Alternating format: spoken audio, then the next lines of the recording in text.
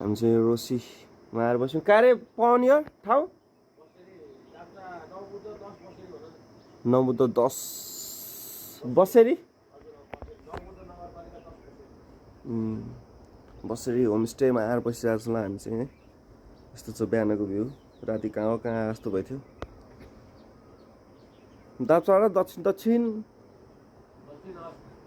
हुँदै होइन। पहिरो चाहिँ यस्तो गएर चाहिँ अलिकति बाढी पहिरोले जोखिम मुक्त रहेछ। पहिरो गएको छ आम्मा तल कत्रो भिड छ। मस्त छ यहाँ भाइब्स। वे टु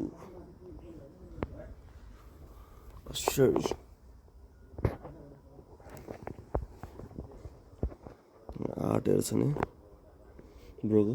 ब्रोले चाहिँ पहिला ठमेलतिर धेरै काम गरेर छ नि यहाँ बसेको।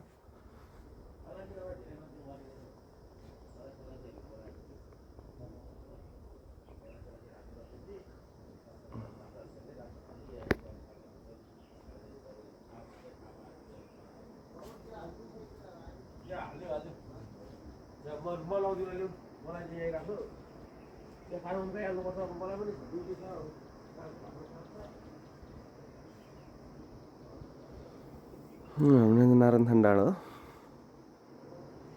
यो रेन्ज चाहिँ सब महाभारत रेन्ज।